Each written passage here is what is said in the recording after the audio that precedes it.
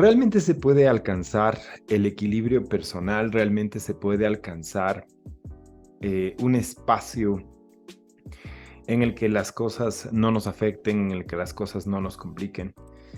En mi anterior podcast, cuando hablaba sobre la felicidad y si es que esta realmente existe, yo les había mencionado que uno de los secretos más importantes de esta conceptualización que nosotros llamamos realidad tiene que ver precisamente con la búsqueda del equilibrio personal.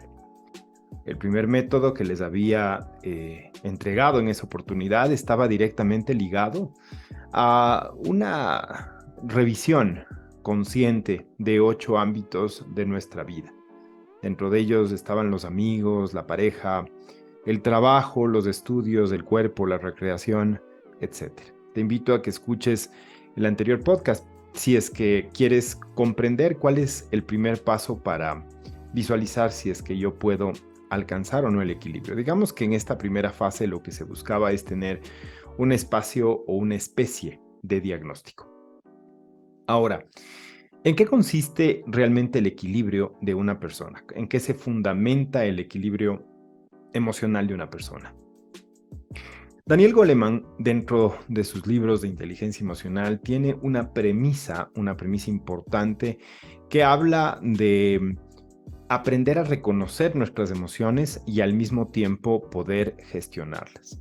Es decir, que nosotros nos volvamos conscientes o podamos construir una conciencia de lo que nos está pasando y evidentemente de aprender a definir lo que nos pasa.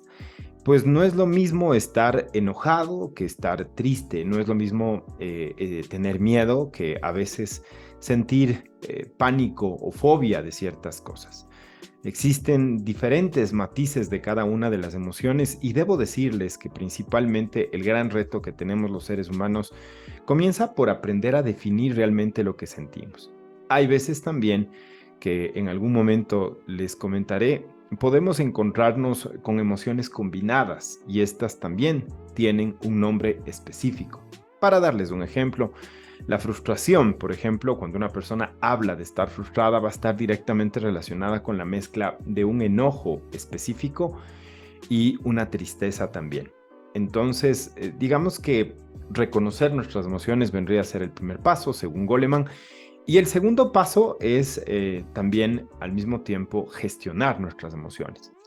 Sin embargo, y sin el ánimo de generar animadversión ni tampoco contradecir estos estudios de una persona que definitivamente aportó mucho al mundo de la conducta humana y de las emociones y del reconocimiento del ser, debo también al mismo tiempo, y en base a mis conceptos de investigación de conducta humana y a las referencias emocionales que he podido trabajar con personas, generar algo que podría ser complementario.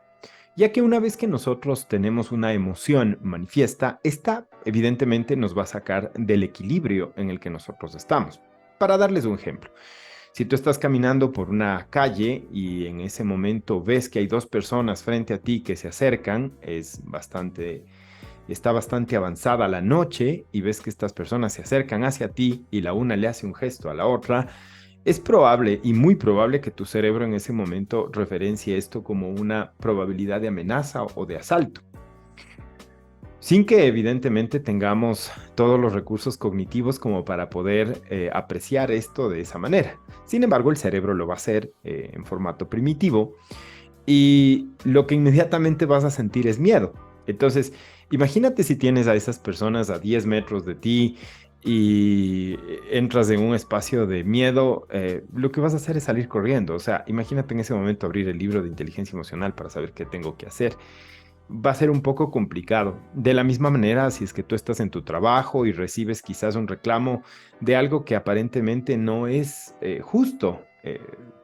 O no tiene nada que ver con tus acciones, o que responde a chismes de compañeros, o que probablemente tiene una percepción, una anticipación, una predisposición, incluso de la persona que te está diciendo que es negativa hacia ti. Eh, Nuevamente, entonces el tema es en ese momento reconocer mis emociones y aprender a gestionarlas. Miren, yo realmente busco mucho el pragmatismo en las cosas y en ese momento te vas a desequilibrar. El momento en el que aparecen en tu cerebro neurotransmisores químicos neuropéptidos y un cóctel de químicos e impulsos eléctricos, simple y llanamente te desequilibras y en ese momento es probable que generes una respuesta automática. Digamos que si logras respirar, quizás vas a responder más tranquilo, pero también hay efectos implosivos. Los efectos implosivos, que no necesariamente hablan de una inteligencia emocional desarrollada, se reducen específicamente al hecho de que yo no contesto, es decir, no estallo, no exploto hacia afuera, pero imploto hacia adentro, lo que quiere decir que en ese momento literalmente te tragas las palabras y eso puede generarte una somatización compleja después a nivel estomacal o de otro tipo de manifestaciones, incluso mucho más severas a largo plazo, porque te acostumbras a no responder y la persona que está hablando contigo se acostumbra a no escuchar, en el sentido de que sabe que cuando dice no va a tener ninguna respuesta, entonces generamos una relación de mutua injusticia. Injusto contigo por lo que te dicen e injusto por la otra persona por lo que no escucha. Entonces, miren, esto es importante entender que las emociones, aunque suene bonito reconocerlas y gestionarlas, no necesariamente van a poder manejarse. Entonces, esto me lleva a un paso previo. Esto me lleva a que existe algo antes de la manifestación de las emociones. Y específicamente quiero referirme el día de hoy a una zona de nuestro cerebro que está directamente relacionada con esta generación de impulsos químicos y impulsos eléctricos. Su nombre es corteza cingulada anterior, ¿sí? CCA, así se escribe. La corteza cingulada anterior, existen muchos estudios que la posicionan o la nombran como la ingeniera, la arquitecta de nuestro estado emocional.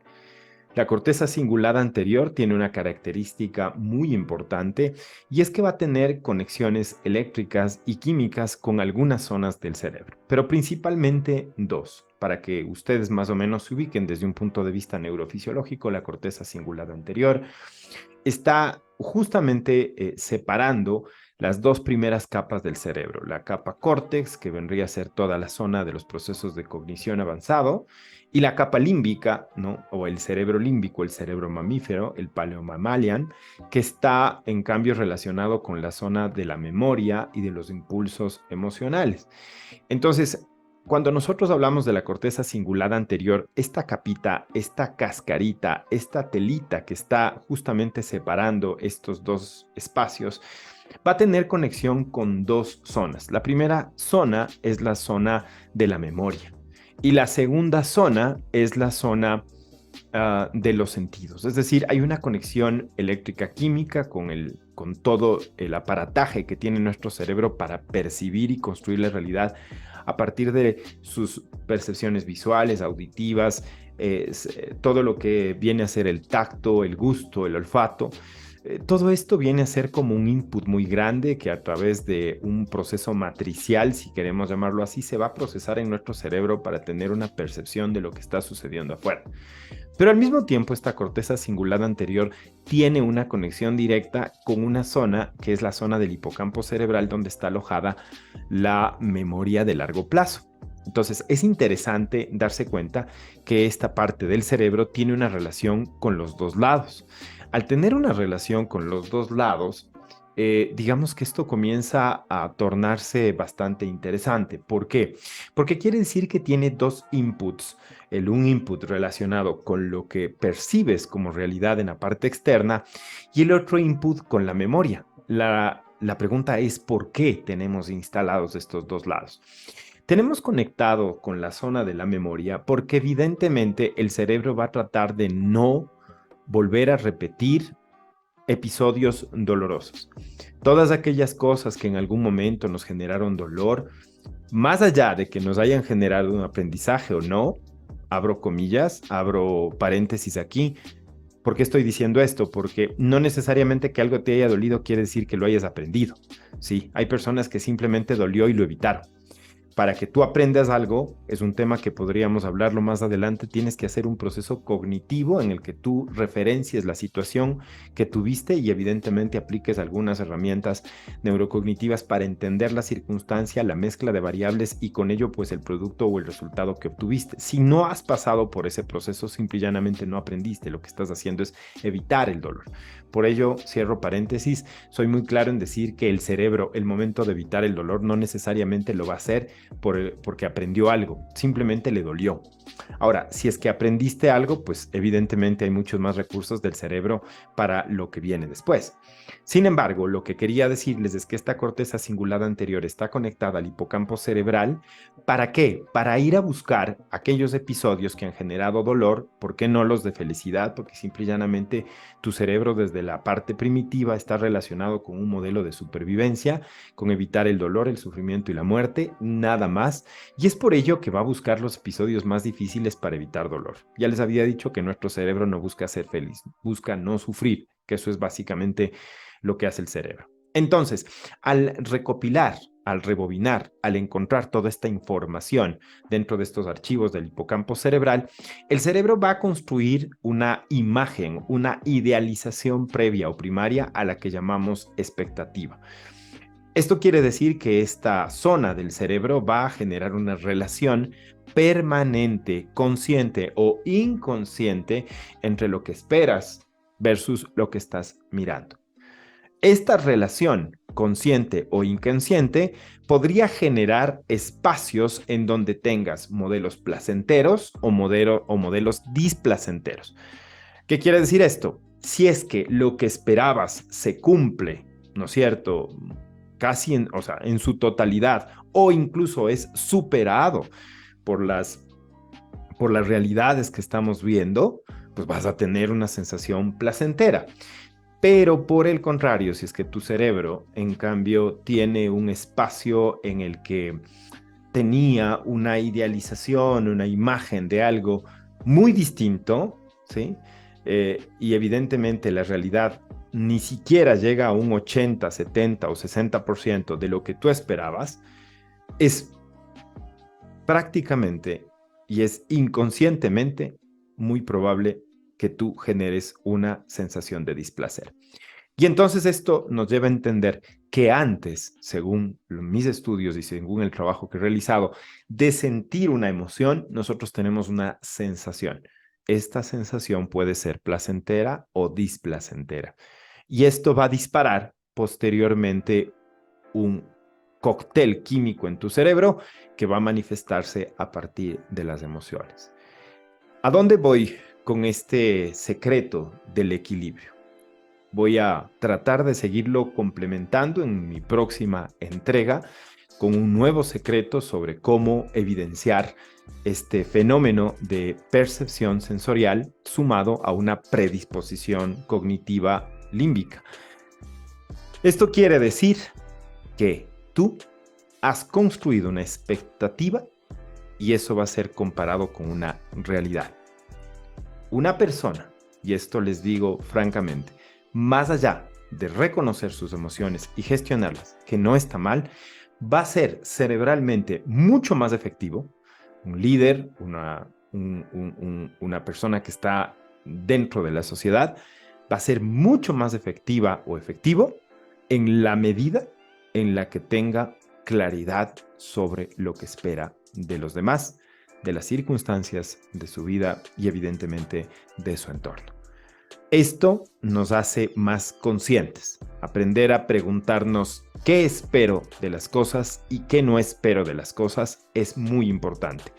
Y también podrías programar de alguna forma a los demás al preguntarles qué esperan y qué no esperan de una relación, de un trabajo, de un negocio, de una transacción, etc. Entendamos entonces que más que reconocer nuestras emociones, creo que hay un lenguaje muy interesante desde el punto de vista sensacional, si lo podríamos decir así, al reconocer mis expectativas y ser consciente de ellas. Porque si son muy altas, difícilmente se van a cubrir. Te dejo este podcast y voy a tratar de seguirlo complementando porque hay un tema adicional sobre el equilibrio que quiero entregarles la próxima semana. Mi nombre es Daniel Sánchez Pacimiño. Espero haber aportado a tu vida personal, profesional y que esto lo puedas compartir con otras personas si te agradó, si te entregó valor, si te agregó valor. Pueden encontrarme en cualquier red social como Daniel Sánchez Paz y Miño. Soy especialista en temas de conducta humana, la biología del cambio de la que hablaré en algún momento y las neurociencias del liderazgo. Les dejo un fuerte abrazo a todos. Que Dios les bendiga. Nos vemos la próxima semana.